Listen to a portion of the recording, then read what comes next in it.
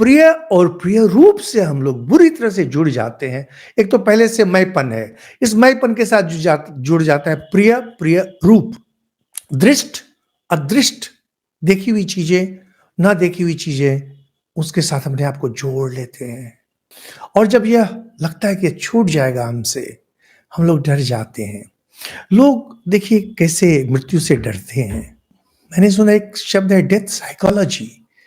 किसी को मरते हुए देखते हैं तो वहां से डर समा जाता है, मैं भी मर जाऊंगा। लोग डरने लगते हैं, डर समा जाता है और वहां से बहुत तरह की समस्याएं होने लगती हैं।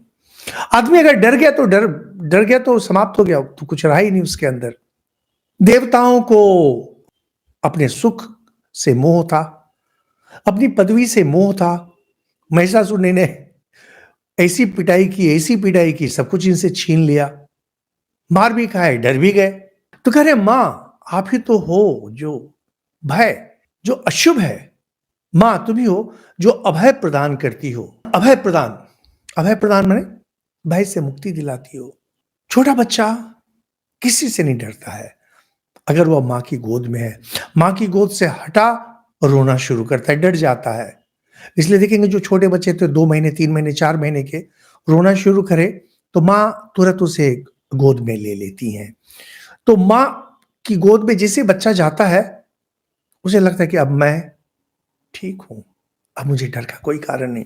देवतागण यहां पर यही कह रहे हैं कि मां जगन माता हो, हम तुम्हारी शरण में हैं, तुम भय का नाश करती हो और हमें भय से रक्षा करना।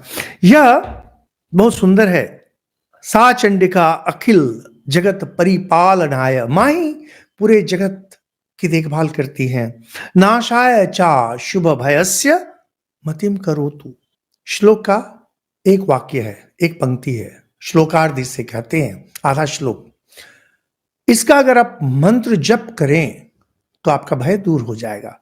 अगर आपको चाहिए कि सप्तशती के माध्यम से मैं अपना डर दूर करूं, तो केवल इतना सा चंडिका, बस इतना सा करने से भी होगा।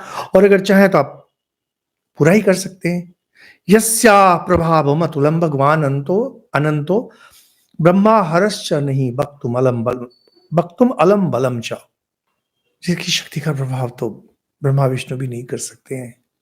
ये मेरी माँ है, जगदम्बा है। नहीं, मान लीजिए कोई महिला है, बहुत बड़ी ऑफिसर, लोग उनसे बहुत डरते होंगे, उनका बच्चा उनसे नहीं डरेगा। उसे पता है कि मेरी माँ है। सिंगनी से जंगल थर थर कांपे, लेकिन जो सिंह शावक है उसे थोड़ी डर लगता है, उसकी तो माँ है। जगदम्बा तो मेरी माँ है, आपकी भी माँ है। उनको याद करते ही डर समाप्त हो जाना चाहिए। उनको याद करने से अगर डर समाप्त नहीं होता है, श्लोकार्ध का पाठ करें। श्लोकार्ध से नहीं होता है, पूरे श्लोक का पाठ करें।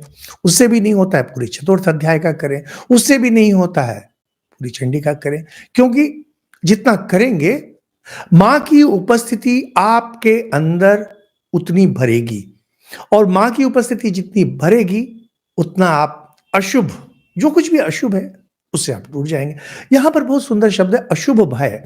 भय अच्छा भी होता है, जैसे कि गलत काम करने से भय। जैसे चोर डाकू, उनको गलत काम करने से कोई डर नहीं लगता है। जो पापी है उन्हें पाप करने में कोई डर नहीं लगता है। यहां पर अशुभ भय के बारे में कहा जा रहा है कि भय जो अशुभ चीजों के प्रति है, अशुभ चीजों के कारण है, यानी मैंपन खोने का भय, उसके बारे में बात कर रहे हैं कि मुझे गलत काम करने से भी भय नहीं हो, उस अर्थ में नहीं कर